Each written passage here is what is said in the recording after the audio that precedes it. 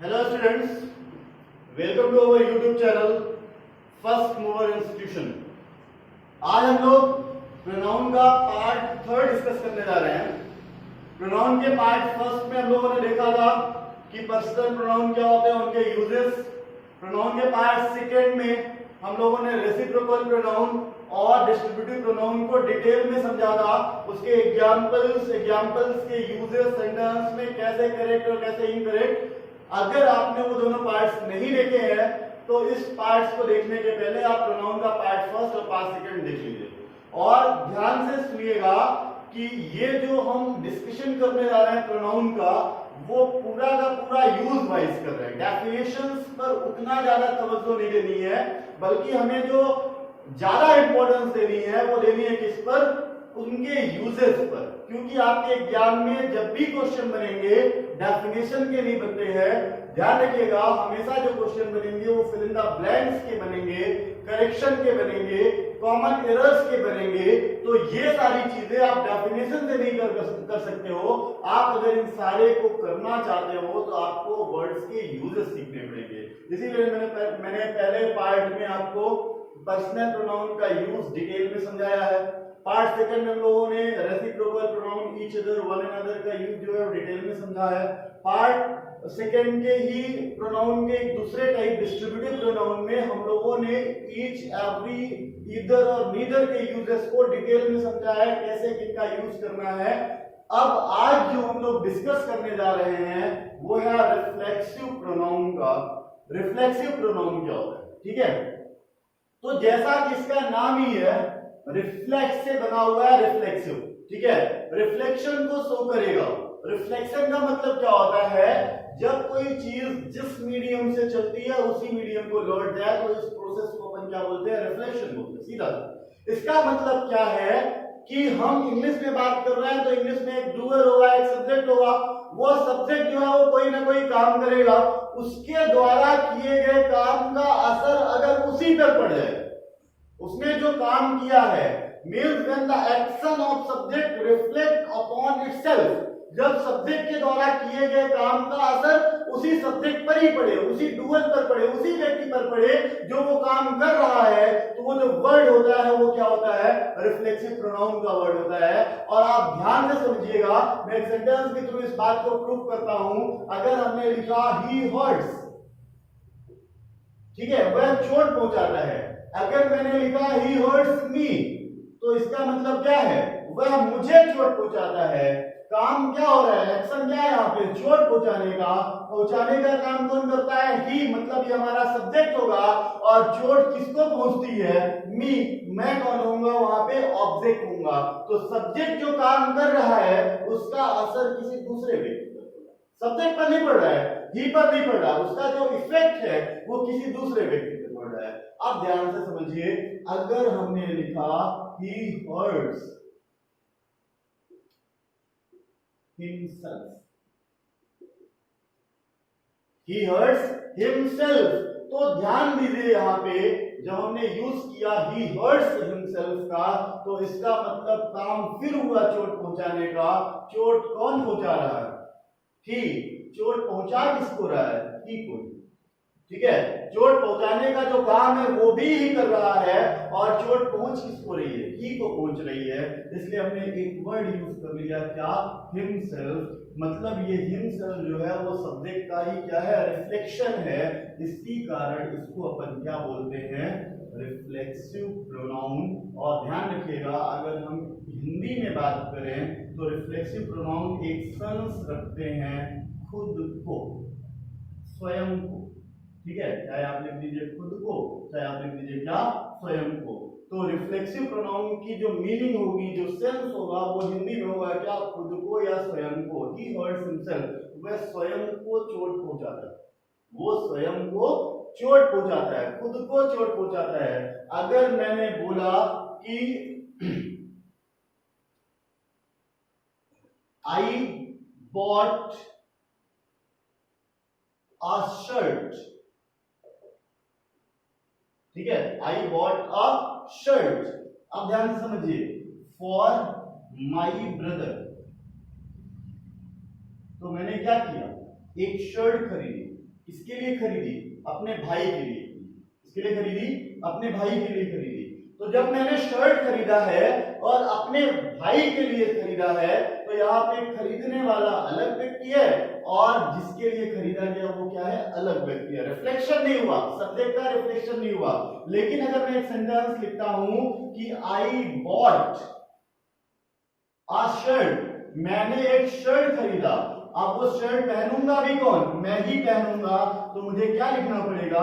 I bought a shirt for my self. मतलब जो मैंने शर्ट खरीदने का काम किया है वो किसके लिए किया है? अपने ही लिए किया है, स्वयं के लिए किया है। तो ध्यान रखिए, जब सब्जेक्ट के द्वारा किए गए किसी भी कार्य का प्रभाव, किसी भी एक्शन का जो इफेक्ट है वो सब्जेक्ट पर ही पड़े, सब्जेक्ट ही उसका इफेक्ट रिसीव करे, तो वो क्या होगा?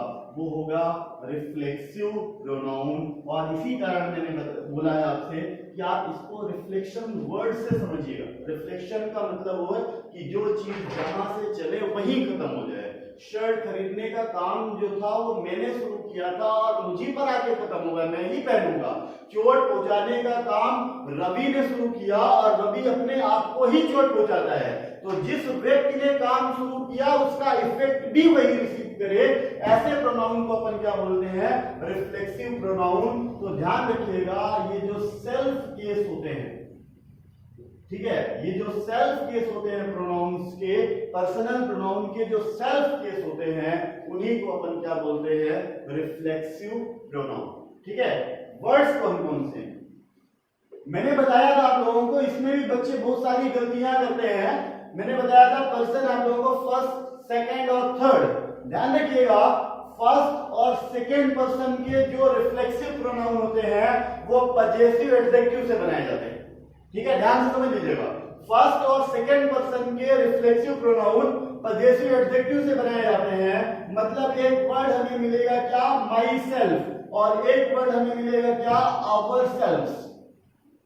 ठीक है, our self, self. Second person का भी जो रिफ्लेक्सिव प्रोनाउन है वो किससे बनाया जाएगा? पजेसिव एडजेक्टिव से बनाया जाएगा। तो या तो ध्यान रखिएगा, इसके लिए लिखते हैं योर सेल्फ, या तो क्या लिखते हैं? Your self. अब ऐसा क्यों है वो भी मैं आगे चल के डिस्कस करूंगा।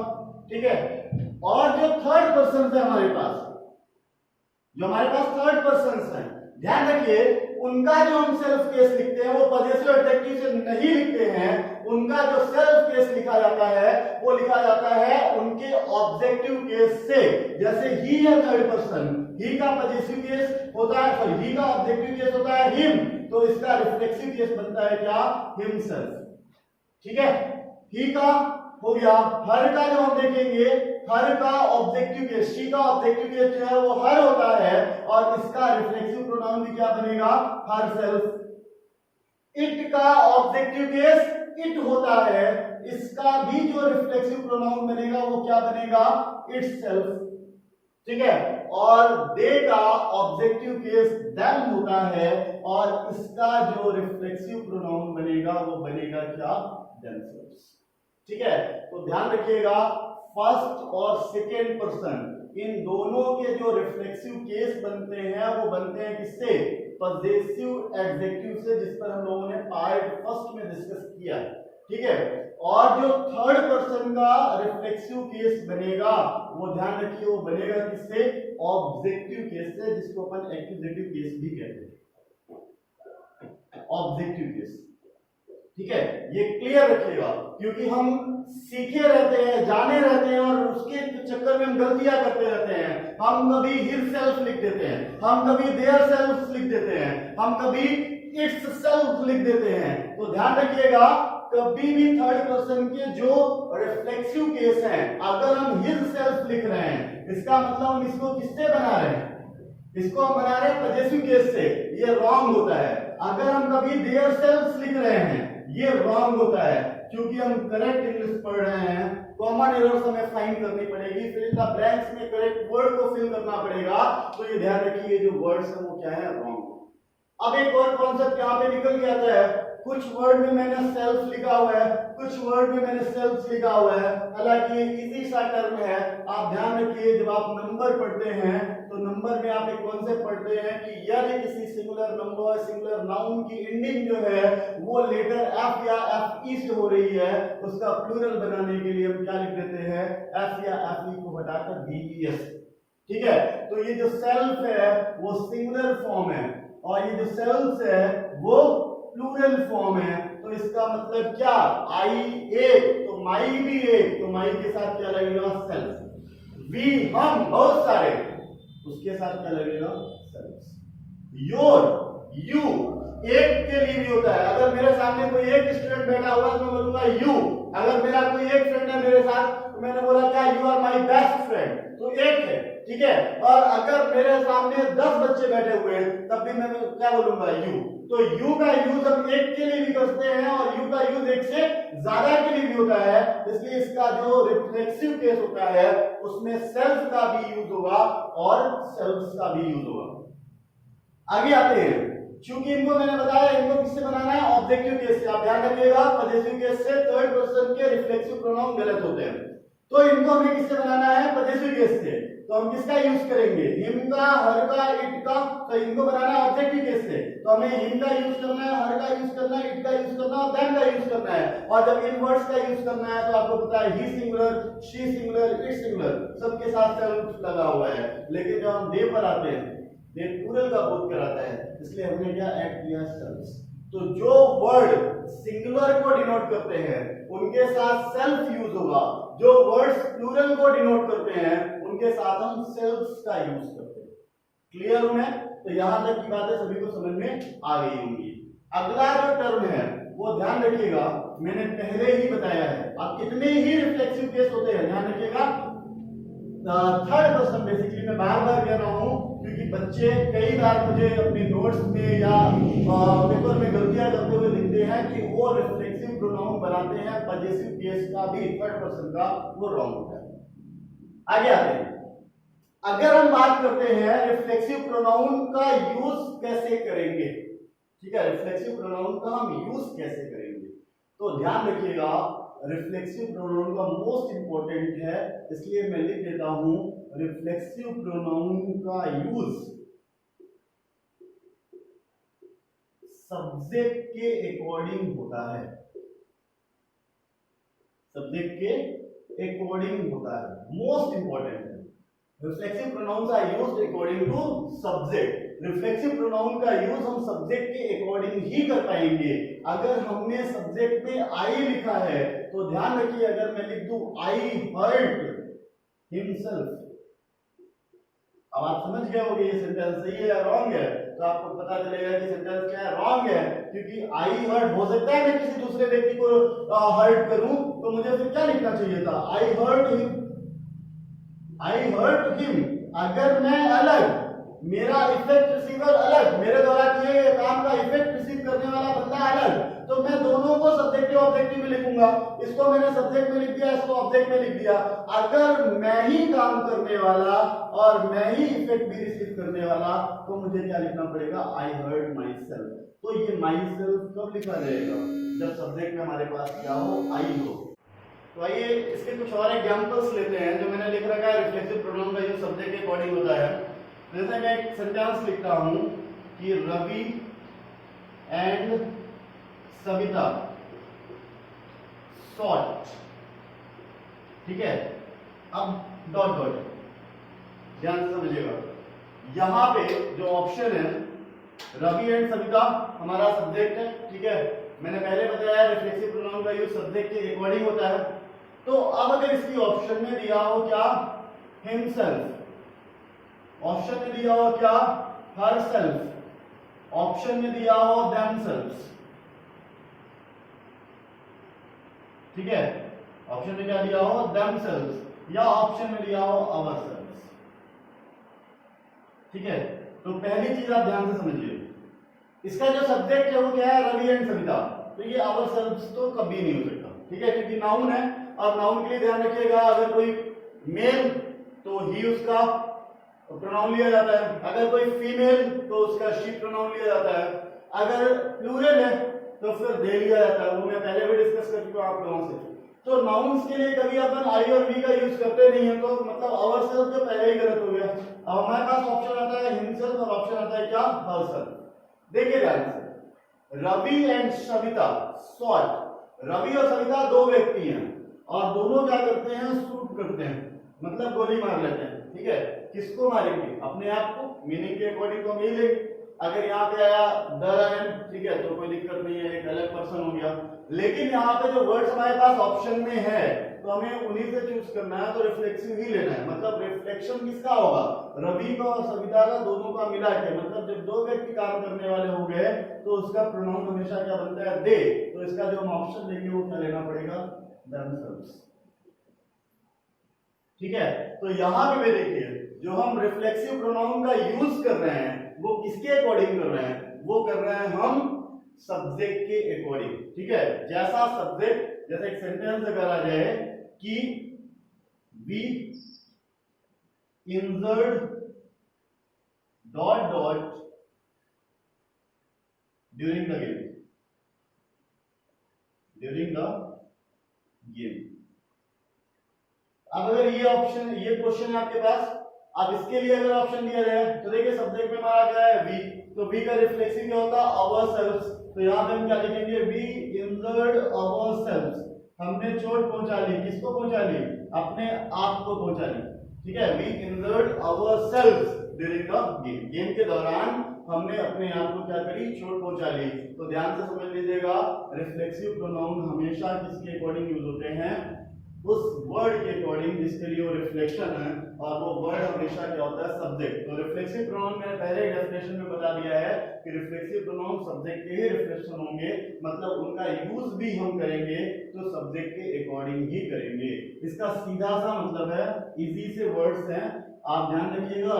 अगर सब्जेक्ट में आई है तो हम हिमसेल्फ देमसेल्फ का यूज नहीं कर पाएंगे, केवल माई सेल्फ का यूज कर पाएंगे। अगर एक सेंटेंस आया कि the man hanged his wife। आप यहां पे देखिए ध्यान से, एक आदमी है, उसने काम किया फांसी में लटकाने का, हैंग का काम किया। ठीक है, फांसी में लटका दिया, किसको फांसी में लटका दिया, अपनी पत्नी को। तो लटकाने वाला अलग, ठीक है, और जिसको लटकाया वो अलग। ये अलग पर्सन है और ये क्या है, अलग पर्सन है। अब अगर किसी ने अपने आप को ही लटका दिया, ठीक है, द मैन हैंग्ड, क्या लिखना पड़ेगा, मैन का रिफ्लेक्शन क्या होगा, हिमसेल्फ।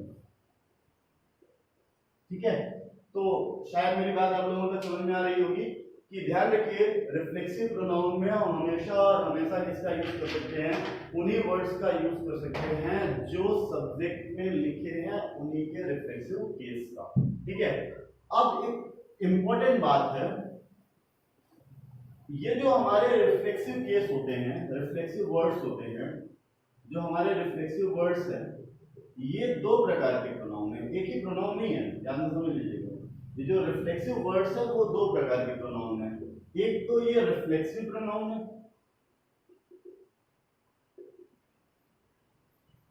ठीक है, एक कौन सा प्रोनाउन है, ये रिफ्लेक्सिव प्रोनाउन है, और दूसरे जो हैं वो क्या है, एम्फेटिक प्रोनाउन। Emphatic pronoun. तो ये जो हमारे रिफ्लेक्सिव प्रोनाउन और एम्फेटिक प्रोनाउन है, इसको थोड़ा समझ लेते हैं कैसे इन दोनों में अपन अंतर पहचानेंगे। तो ध्यान रखिए, जो रिफ्लेक्सिव प्रोनाउन होंगे वो ऑब्जेक्ट का काम करेंगे। जो रिफ्लेक्सिव प्रोनाउन होंगे वो किसका काम करेंगे, ऑब्जेक्ट का काम करेंगे मोस्टली, और वो ऑब्जेक्ट किसके होंगे, most of the time verb के। ठीक है, most of the time verb के। इससे एक यहाँ पे सीधा सा मतलब निकल के आ सकता है कि रिफ्लेक्सिव प्रोनाउन का यूज हम कभी भी सेंटेंस के सब्जेक्ट में नहीं करते। रिफ्लेक्सिव प्रोनाउन का यूज हम कभी भी सेंटेंस के सब्जेक्ट में नहीं करते। ठीक है, दूसरी इंपॉर्टेंट बात, जो एम्फेटिक प्रोनाउन होंगे वो ध्यान रखिएगा इफेक्ट रिसीवर नहीं होते हैं, बल्कि वो कर्ता को इम्फेज करते हैं। इम्फेज का मतलब होता है दबाव डालना, जोर डालना। जैसे मान लीजिए एक कोई काम हुआ, अब एक दुकान में चोरी हो गई, ठीक है, और मैंने चोरी करते हुए किसी व्यक्ति को देखा, ठीक है। अब या ये कह लीजिए कि एक दुकान में चोरी हो गई और किसी दूसरे व्यक्ति ने मुझे बताया, ठीक है, किसी दूसरे व्यक्ति ने मुझे बताया कि ये चोरी राहुल ने की। अब अगर कोई दूसरा व्यक्ति बता रहा है कि चोरी किसने की है, राहुल ने की है, तो मैंने देखा नहीं। अब पुलिस अगर आती है कि चोरी किसने करी, तो आप ये तो नहीं बोल पाओगे मैंने देखा। अब अगर पुलिस आपसे पूछती है क्या तुमने खुद देखा, और आपने अगर उस व्यक्ति को देखा है, तो आप क्या बोलोगे, मैंने स्वयं देखा है इसको चोरी करते हुए। ठीक है, मैंने स्वयं देखा है इसको चोरी करते हुए। इसका मतलब क्या है, I myself saw him। ठीक है, मैंने खुद देखा है इसको, I myself saw him stealing gold। ठीक है, I myself saw him, मैंने स्वयं इसको देखा सोना चुराते हुए, गोल्ड चुराते हुए। ठीक है, अब यहाँ पे अगर और आगे चल रहे हैं, चलिए ठीक है, सोना कोई नहीं चुराया, सोने की बड़ी चीजें चुराएगा, तो अगर हम लिख देते हैं क्या, गोल्ड कॉइंस, तो I myself saw him stealing gold coins. ठीक है, मैंने सोना चुराते हुए इसको स्वयं देखा। तो यहाँ पे ध्यान रखिए, देखने का असर मुझ पर नहीं होगा। ठीक है, बस मैं इस सब्जेक्ट को इम्फेस कर रहा हूँ। ठीक है, इस सब्जेक्ट को इम्फेस कर रहा हूँ। अगर हमने एक सेंटेंस लिखा, he posted the letter, he posted the letter, हमने किसी को लेटर दिया था। ठीक है, हमने किसी को क्या दिया था, लेटर दिया था। he posted the letter himself। ठीक है, उसने स्वयं उस लेटर को पोस्ट किया, उसने स्वयं उस लेटर को क्या किया, पोस्ट किया। अगर मैं एक सेंटेंस लिखता हूं, I myself wrote this book, मैंने स्वयं ये किताब लिखी है, तो लिखने का इफेक्ट मुझ पर नहीं हो रहा है। लिखने का इफेक्ट तो किस पर पड़ा, बुक पर, बुक कंप्लीट हो गई। ठीक है, लेकिन मैं अपने ऊपर इम्फेस कर रहा हूं कि जो काम है वो मैंने खुद किया है। तो जब आप कोई काम, जैसे मान लो किसी से खाना पका देना मैंने, और सडनली उसके घर में कोई ना हो और उसने खाना पका दिया, उसके पिताजी जब वापस आते हैं उससे पूछा, बच्चे खाना किसने पकाया, उसने कहा पापा मैंने खाना खुद पकाया है, मैंने खाना खुद पकाया है। तो अगर मैंने बोला कि she herself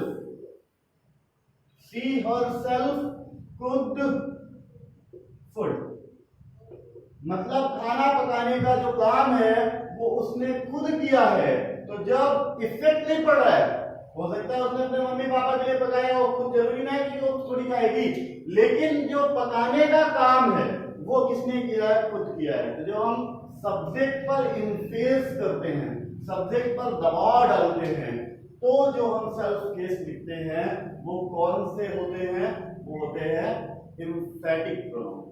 ठीक है, ध्यान रखिएगा। और एग्जांपल कर देता हूं,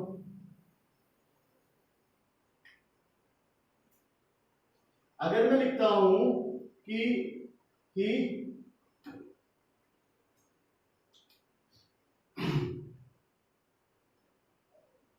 burnt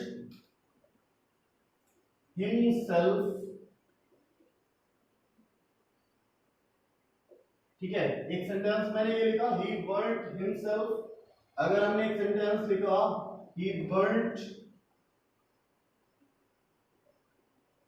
ठीक है, या he कर देते हैं, he sold the car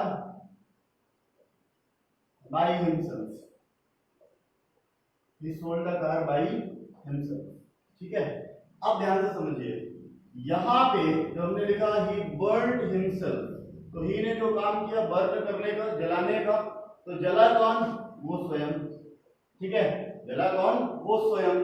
तो जब जलने का जो असर है वो उसी पर हो रहा है, उसके खुद के ऊपर हो रहा है, तो मतलब ये जो है वो हमारा कैसा केस हो गया, रिफ्लेक्सिव प्रोनाउन हो गया।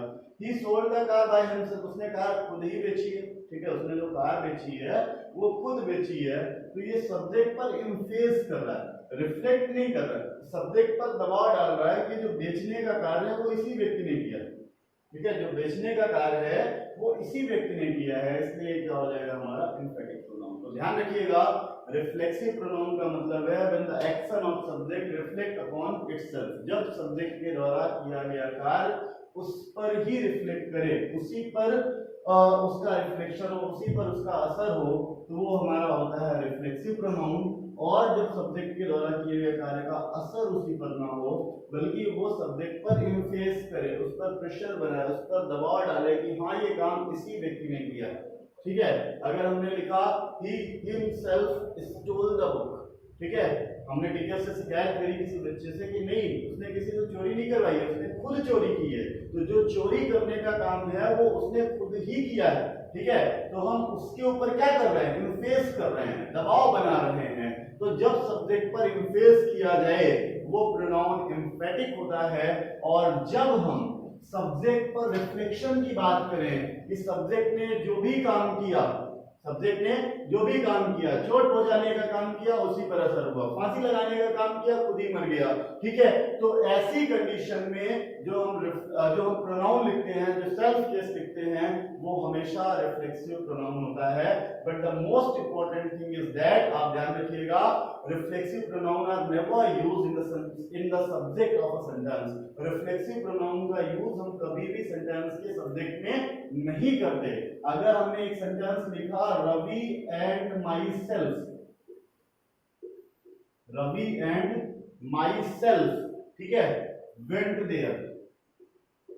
अब कोई पूछे बेटा ये सही है या गलत है, तो आप ध्यान रखिएगा ये क्या होगा, गलत होगा, क्योंकि सब्जेक्ट है हमारा क्या, रवि एंड माई सेल्फ ये क्या है, सब्जेक्ट है। तो हमें यहाँ पे क्या लिखना पड़ेगा, Ravi and I, Ravi and I went there. Subject में लिख रहे हैं तो सब्जेक्ट के केस लिख दीजिए, माई सेल्फ की आवश्यकता नहीं है, ठीक है। अगर हमने लिखा कि हर सिस्टर, ठीक है, हर सिस्टर, ये हमने लिख दिया, और उसके बाद लिख दिया her sister and her self road this book, road this poem, ऐसा कर देते हैं, रोड दिस पोयम। तो अब अगर कोई पूछे ये सही है या गलत है, तो सेम कॉन्सेप्ट है बेटा। देखिए हम सब्जेक्ट में यूज कर रहे हैं किसका, हर सेल्फ का, रॉन्ग हो जाएगा, या तो लिखिए सी एंड हर सिस्टर या हर सिस्टर एंड सी, ठीक है। तो ध्यान रखिए हम सब्जेक्ट में कभी भी रिफ्लेक्सिव केस का यूज नहीं कर सकते हैं। लेकिन अगर हमने ऐसा लिखा सी herself, C herself wrote this poem, C herself wrote this poem, अगर हमने ऐसा लिख दिया, आप ये पूछो सही है गलत है, तो करेक्ट है, क्योंकि यहाँ पे ये रिफ्लेक्सिव प्रोनाउन नहीं है, बल्कि ये सब्जेक्ट पर इन्फ्लुएंस कर रहा है। ये कैसा प्रोनाउन है आपका, एम्फेटिक प्रोनाउन, क्योंकि सब्जेक्ट पर प्रेशर डाल रहा है कि ये जो पोयम लिखने का काम है वो किसने किया है, सी ने किया। Am I clear? तो ध्यान रखिएगा कि जब भी हम किसी सब्जेक्ट का रिफ्लेक्शन बता रहे होंगे वो रिफ्लेक्सिव प्रोनाउन होगा, और जब हम किसी सब्जेक्ट पर इन्फ्लुएंस कर रहे होंगे तो हमारा एम्फेटिक प्रोनाउन होता है। तो यहाँ तक की चीजें मैंने आप लोगों को पढ़ा ली है, रिफ्लेक्सिव प्रोनाउन और एम्फेटिक प्रोनाउन। कुल मिला के हम लोगों ने 5 प्रोनाउन पढ़ लिए, ठीक है। हम लोगों ने डिस्कस कर लिया है पर्सनल प्रोनाउन पर, हम लोगों ने डिस्कस कर लिया है रेसिप्रोकल प्रोनाउन पर, हम लोगों ने डिस्कस कर लिया है डिस्ट्रीब्यूटिव प्रोनाउन पर, ठीक है।